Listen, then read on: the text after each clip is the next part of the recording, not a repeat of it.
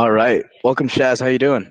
I'm good, Mateo. Thanks for having me. Of course, brother. Really glad I got to talk to you a bit earlier. And it's funny that we're in the same similar kind of circles. But for those that don't know, Shaz is in the AI space as well, and he actually automates YouTubes and help. He's really tapped into the whole lead generation side. And I would love for you to just talk and expand on your offer, how you got to it, and a little bit about your background. Absolutely. What's up, guys? It's a pleasure to be here. My name is Shaz Mathew, founder of AttractAI.io. That's our website. And right now, we are doing AI marketing. That's what I like to call it, or AI lead generation. We're helping people, businesses, companies build out their social media, leveraging AI and automation behind the scenes and booking sales calls. So that's sort of the offer we're running with right now. And on the side, we're also doing more general automation and AI work. That's more on the custom side. I'm from Chicago, Illinois, born in America, raised here. And I just finished university. I'm going full into the AI space, and that's sort of what I do all day, every day. That's awesome. It's such an exciting space. And what I really like is that you and we've started a little bit. We talked about this about going general, and you know how like tricky that can be when you try to just apply everything, be everything to everyone. And I like what you did with your niche. You've really found a way to book 10 to 30 like B2B calls for people in a month. Like, how'd you figure out how to do that?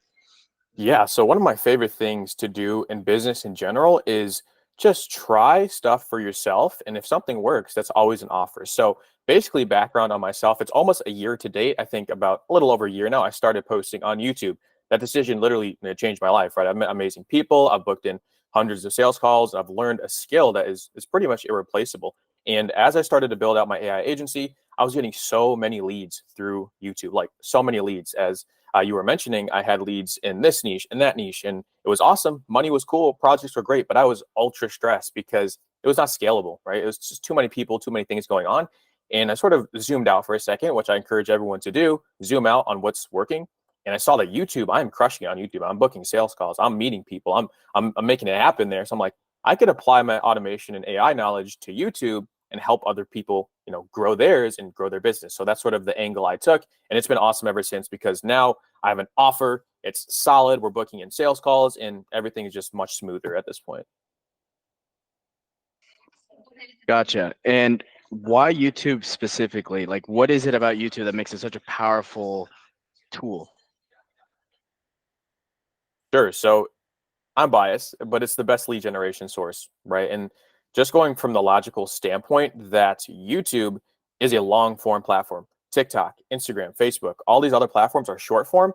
And if someone watches a 60-second clip, if they get there, most people's retention is it's horrible. They have TikTok brain. I love that term because it's true.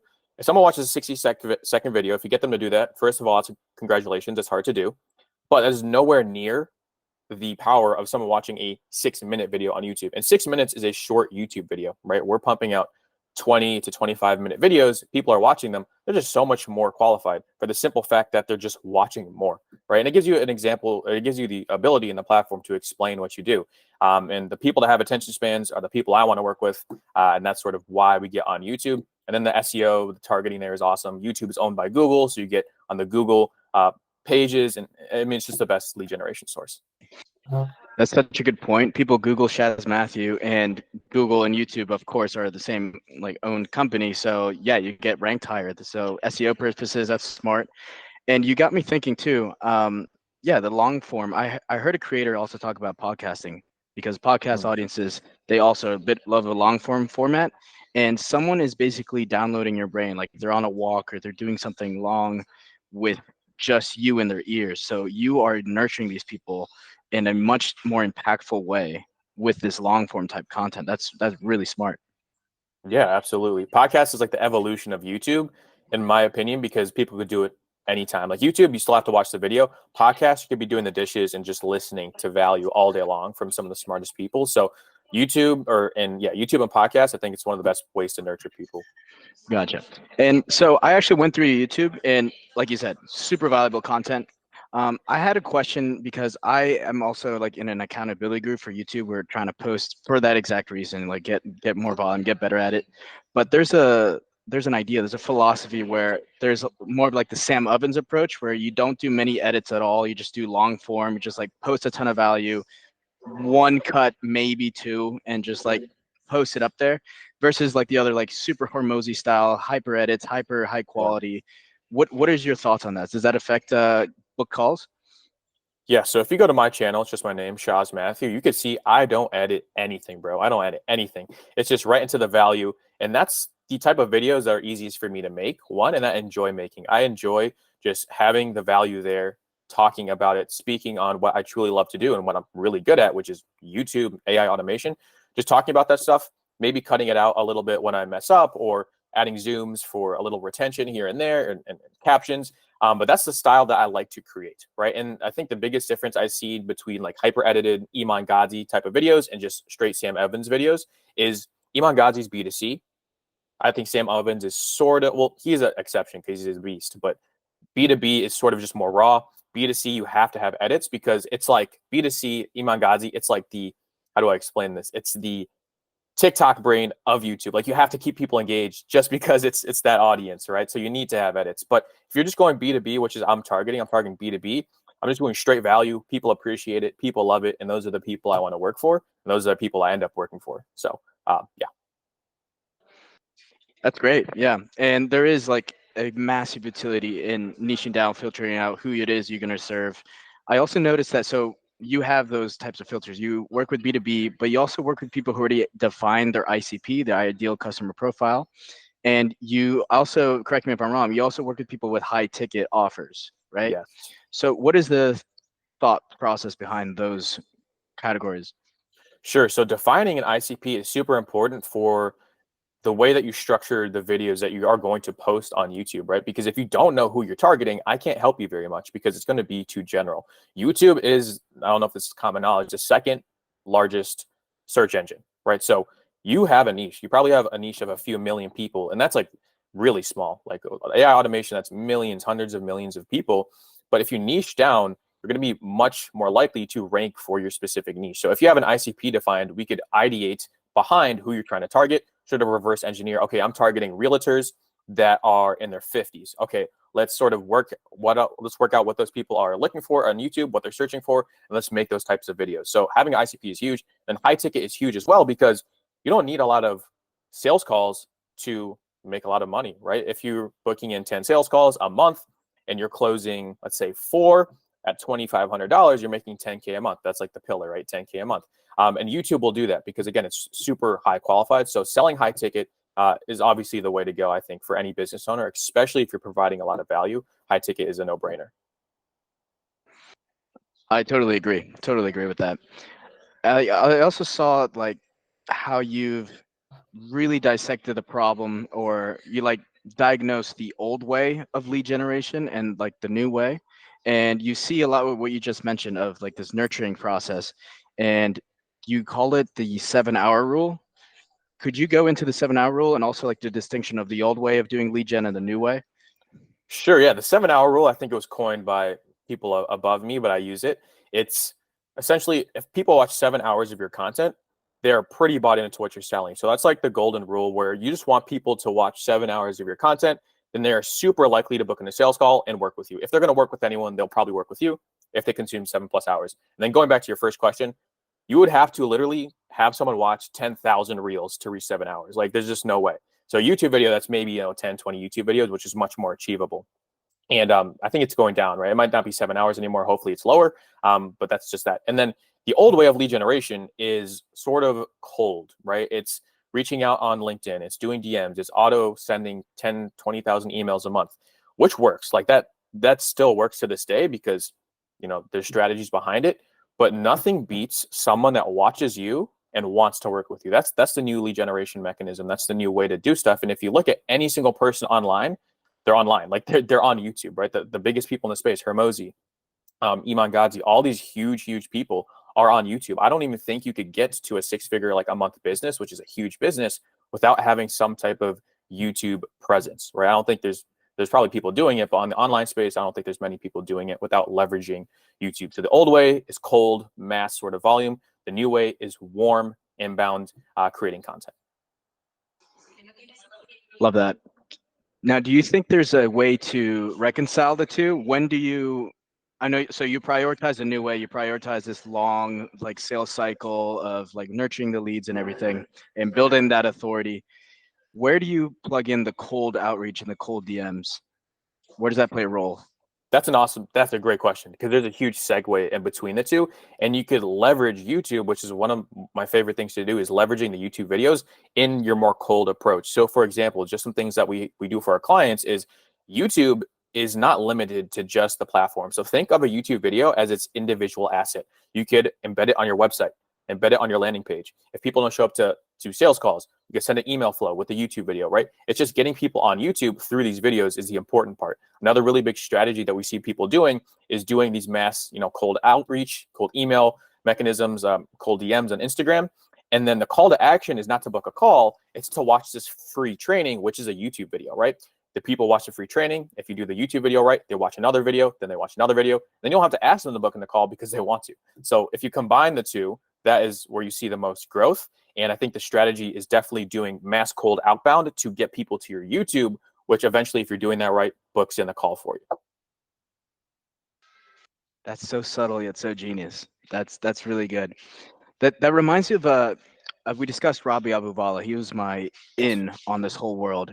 He recently said somewhere that in the description of every single one of his YouTube videos is a link to exactly that. Like Yeah. it's a training, but really that acts like a VSL, and every single video points towards that VSL. And of course, there's a CTA at the end. Is that a practice you recommend, or is there like another way to optimize your video description?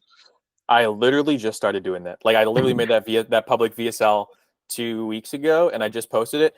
And now under every single description, I'm going to start driving traffic to that what I call like a public YouTube VSL. And then under that VSL video, that's like a book a call option. So it's a great strategy. I still don't have much data on how it works, but it's working for him. I know Iman Gadzhi was doing it. A bunch of other creators are doing it. Where essentially, just to summarize again, it's like you have a VSL, you post it on YouTube, but every single other YouTube links back to that public YouTube VSL. So it's a great strategy. And again, it's just free traffic, especially if you make that one public video like really, really good. Then yeah, it's a great idea. Gotcha. Is there any utility in going back and like optimizing your thumbnails, optimizing things that I mean, I understand YouTube, it's one of its strengths is that it's evergreen. Like one of your Yeah, videos could pop off, but what are some low leverage things that people focus too much attention on that don't actually have any ROI? great idea. So the top three on YouTube that we've seen from just watching content and then from the clients that we're working with, the top three most important things: title, thumbnail, or thumbnail, title, hook. So thumbnail, if you don't have that, no one's going to click on the video. Title, if you don't have that, no one's going to find the video. And then if you manage to get past those two steps and you get the thumbnail and title working and you have a bad hook, no one's going to watch the video. So those are the three things. Anything outside of that it's not that it's not worth your time, but it's of less importance. So the description is of less importance. The tags on your video is of less importance than those top three things. That is sort of how I like to think about it. Should you optimize those other areas? Absolutely. Like the description is pretty important, especially if you want to book in calls. You want to make sure at the beginning you have like 1 to 2 sentences of what this video is about. Then you have your book a call option, and then you have tags and other stuff. But outside of the title, thumbnail, and the hook of your video, everything else is less important. Of course. Okay. Yeah, that makes sense. 80/20 everything, right? 80/20 those three. Yeah, pretty much. And then you I have to be good, just sorry to preface, like you actually have to know what you're talking about in these videos because otherwise like nothing's going to work. So that's just something I put out there. Like you can't just spew nonsense either. That's actually the perfect segue. I was going to ask you about like the authority, right? Mm, Because yeah, say you like, and I like how you say eyeballs. You need eyeballs to get money, right? Eyeballs yeah. to no eyeballs, no freedom, right? I like how you put that. But say you start getting these eyeballs and you just communicate. You don't know what you're saying. You have what was really interesting too is like even if you do have clients, it shows that that's not enough. Even if you have like a little bit of like local authority, that's not enough anymore. What do Right. you mean by the threshold has moved? Like it used to be enough, and used to getting a few eyeballs was enough. What Yeah. where has the goalpost moved, and why has it moved? Sure. I believe the goalpost has moved to people that have a lot of social proof online. So what I mentioned in one of my videos is that, having an outstanding offer is no longer that important because Hermosi gave it for free in a book. Now everyone's doing these, crazy offers. Having clients is no longer that big of a flex because anyone could get a client nowadays, right? You could just hire someone from overseas to fulfill for you. Like it's not that big of a flex anymore. What's a big flex is being able to portray your authority and literally show, like, I do XYZ for XYZ niche and I know what I'm talking about, and then showing that online, right? And one of the most leveraged things that you could do is have a client interview. So if you go to my page, one of the pinned posts on YouTube is my client interview with a client. We killed it for him. And not only am I selling myself on that video, he's on that video on the interview form selling my service for me, right? In a video format. I think the YouTube client interview is probably the most like leveraged piece of social proof you could have. So that's like probably that like raises the bar in my opinion. If you could have a few of those, which we're working on right now, I think you're miles ahead of everyone else. That's so funny, and the timing's perfect because I just asked like my clients to send me some vertical videos, testimonials. I saw Um, that. I'll Yeah. I'll appreciate that. I'll ask them for an interview. But the thing that's really simple with Instagram, because that's where I'm strongest socially right now, social media wise, is that you have like the highlight. I can just pin it. Yeah. So what do you do for these types of videos that are super valuable? You know, like are you worried about them getting buried, or how do you pin these type of video testimonials? Yeah, so that's a great strategy. The YouTube Instagram combination is really powerful. And just to give you over like a high level view of my strategy, because I think you're doing something similar, is I purely use Instagram for stories and like you said, the little highlights. So every single day I'm posting a testimonial, I'm posting, results, I'm posting wins, I'm posting me driving in my car, just to keep people like interested in my life and interested in my business, right? Because stories, I believe, and they're the most viewed thing on Instagram. Like they're the most like you get the most retention from stories because it's really personal, right? I could see what Mateo is up to as he's traveling the world. Like that's pretty sick. Like from my point of view, like I can keep up with you and in that sense. So I use that Instagram for that. The client wins as well, like and in your highlights. And then I use Instagram finally for sending people to YouTube, right? And then on YouTube I do my thing there. I have all my major call to actions there, like booking a call with me, all that stuff.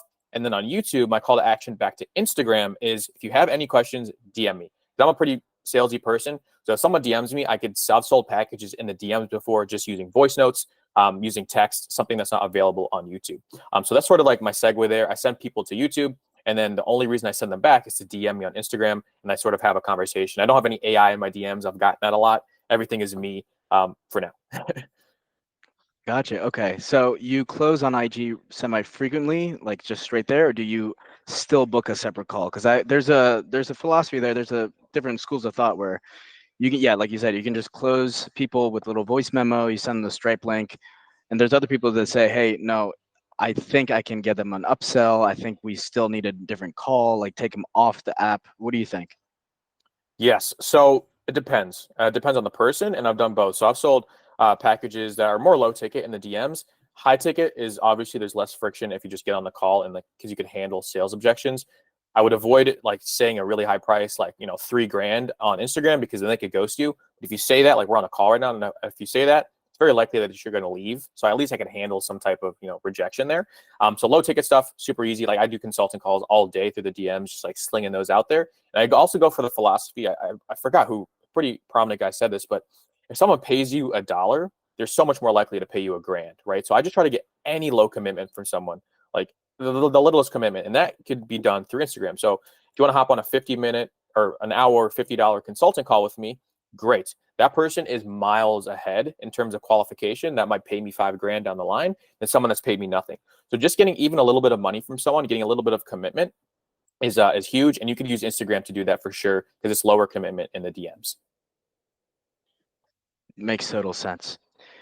So, could you go through the evolution of Attract AI? Like, Yeah, how did it start? Where's it at now? Where do you think it's going? yeah, great question. So high level, and I was in college, university, and ChatGPT dropped. I was like, shit, I'm dropping school, man. Not that I dropped out, but mentally I was not there for the remainder of school because there's no way that AI is not the future of business, and there's huge opportunity, right? So I sort of dropped everything mentally, went into the business, started Attract AI, and we just started general. I think that anyone just sort of starts general. That's my advice to you: is just see what works, right? So I had conversations with all type of people. We ended up working with content creators, people in real estate, people in the tax industry, everyone that was willing to pay me, I would take. And that was good because I learned so much. I learned what I liked. I learned what I didn't like. I didn't like working with some crowds. I liked working with others. So that was sort of how I started, super general. And then a really good thing, like YouTube, again, game saver for me because I started getting so much feedback like from the channel, like, oh, okay, this niche is booking and calls with me and they want this. So I got a little bit of data. Data is everything, obviously. I got data from my YouTube channel about like, okay, how I should proceed. That sort of guided me to where I am now about AI marketing, AI lead generation. So we started off custom, started posting content on YouTube, got a lot of data, got a lot of feedback, and then slowly narrowed down my offer because I was just receiving so much amount of data that you really can't get anywhere else but social media. So when it comes to that market feedback, how can you filter out what is actually useful Hmm. and what is just noise? Great question. So getting on calls and actually talking to people. So I have a qualification like stuff like I tell them to ask for their budget and all this stuff to qualify them. But even if they have a low budget, especially in the beginning, I'm taking all the calls I can. I want all the conversations so I could hear what people want because you could have this idea. Sometimes we think we're so like good at what we do, like, oh, they need this, they want this, but they want something completely different. Like, who am I to tell you what you want? So like hear the conversation from the actual client that you're trying to serve and then sort of formulate your offer around that because that's literally what they will buy. So don't like, obviously you might know better, but obviously like have some type of, it's not being humble, but just have some type of reception to like, okay, they're telling me this. If five people are telling me this same thing, I might want to look into selling this service instead of what I'm doing or pivoting a little bit. So that's sort of how I take feedback. And then noise is pretty easy to filter out. There'll be some like outrageous stuff that you hear that you just know as a professional, like, yeah, I can't do that, bro. Like the AI, like people, a lot of people come to us for like the fully AI cold calling, like tens of thousands of a day. And I have the information where it's like, is that possible? Yes. Will that be mandated pretty soon? Probably. So it might not be best to go down that route. So there's some stuff that's just noise that you obviously have that gut feeling and that knowledge to turn down, but also be pretty receptive to people and their trends and what they talk about because they know a lot about the market and then you just sell off of what they want. Yeah, it seems so intuitive, but yeah, like these people, this is their baby for a lot of people. Their business is their baby. Yeah. And to go in and just say, oh, that's not really a pain point for you. You really need this. It's just insane. But a lot of us Yeah. do it. I was guilty of it too. Yeah. Everyone does it. Yeah. Yeah. Absolutely. So when it comes to learning like these mistakes, I've personally found it to be really helpful and like shortcut a lot of things to just meet people in person, like go out of the way, like make the effort to like go to as many masterminds in person if I can, whatever. I saw that you were at Dubai recently and you met Liam Motley and all these other creators. What are some nuggets you got out of that mastermind event? Yes, that was awesome. That was awesome. Dubai was sick, man. And talking to those people was really cool. Another thing about entrepreneurship, and I encourage you to do it and pursue the personal brand. Like, props to us. We might not think it's a lot, but we put ourselves out there pretty far. You're posting reels, you're posting content. I'm doing the same thing. It's more than a lot of people do. So like, props to us, props to anyone that's doing that. And that's a commonality because everyone there at that mastermind was on YouTube. That was literally how we got invited. We got invited through YouTube, through social media. If I had no social media, I wouldn't have been invited. So that's commonality number one. Number two is I would just say sort of openness and like value giving. I don't know what the term for that is, but everyone was really cool. Like everyone I've met from entrepreneurship is really cool. No slimy intentions so far. I mean, obviously there's bad people out there. I can't speak for everyone, but everyone was open to give value, open to give sauce. Stuff like that. So just be pretty open, like talk to people, network. You never know what you could learn. And another thing about YouTube is you never know who's watching. Like, for example, I posted on YouTube and it just happened to be Leah Motley was watching one of my videos and reached out to me. I couldn't have known he was watching my videos, but I put in the reps to where it's like I have a higher likelihood of someone pretty powerful, someone pretty known reaching out to me. So one more thing I'll leave you with is just determination. Like everyone there failed multiple times, lost tens of thousands of dollars. I've lost so much money in my life starting businesses. It's ridiculous, but no one ever gave up, which is a simple thing, but it's hard to do. So just keep on pushing. Absolutely. And you see other people in the same thing as you because social media is a highlight reel. You don't really see Yeah, these failures until you meet them in person. They tell you to your face. good point. That's a great point. I was super surprised about some of their journeys. Like, holy shit, they went through all of that, and you cannot tell unless you meet these people in person and sort of talk to them, which is a good point. 100%. So I'm like you said, like I see the value of YouTube and I've been posting short form for a while and I want to avoid the TikTok brain people as well. Is there a is there credence to this? This is what I've just gathered. I don't know if it's like tested, but it seems that on YouTube it's really good for like looms and like miro boards, like walking through things. Yeah. And then when it comes to IG, it's more like talking head stuff. Is that what you found as well, or? Yeah, that's what I found. So on YouTube, I see the trend is B2B companies, Miro boards, Gamma documents, SOPs, all this pretty like low leverage stuff to create. And then B2C people, it's more like talking head. Even on YouTube, it's more talking head, lifestyle stuff. So that's like that have plays on both platforms, because on Instagram as well, like you're talking about Ravi Abuvala, he's also posting like the iPad videos now, where he's like breaking stuff down, circling stuff, highlighting. If you've seen his recent content, which is doing really well for him. So I think they're both applicable on both platforms, but Instagram is definitely more talking head. YouTube is definitely more like breaking down Miro boards, all that stuff. So there is like trends, but I think they're both applicable on both platforms. Awesome, cool.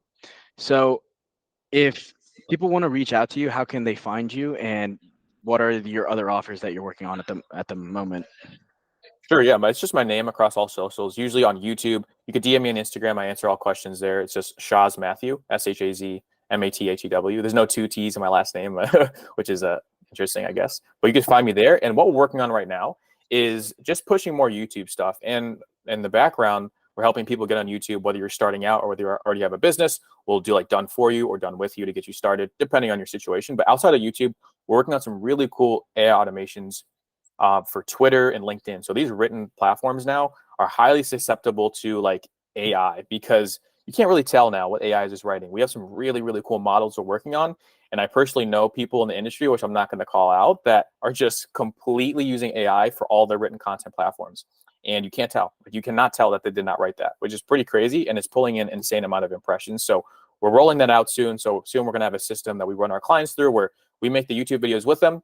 They put the YouTube like links into our system, and it generates insane amount of tweets and LinkedIn posts, not insane amounts, but insane quality that just brings more traffic back to YouTube. And that's sort of like our self-fulfilling cycle there. So that's like to come. That's sort of what we're doing in the future. And yeah, that's what we're working on. That's super exciting. But yeah, I almost left this without touching on LinkedIn. LinkedIn is it fair to say it's a kind of hybrid, because the people there do have a little bit more of like a, time retention. They're a Yeah. little bit more serious. They have some more purchasing power, but it still feels like it's trying to be a type of like uh, short form content. Like it's kind of like a X. Where do you see LinkedIn play a role in all this? Yeah, I just got on LinkedIn literally like 3 days ago. I updated my profile from when I was in school. I put all my links. I started reaching out to people, and it was bad. I haven't paid attention to LinkedIn earlier. Sort of a shame, because I had like 100 something connection requests, and I just went through all of them, and I DM'd all of them. I might close a deal on LinkedIn pretty soon here, so like it's already paying dividends for me.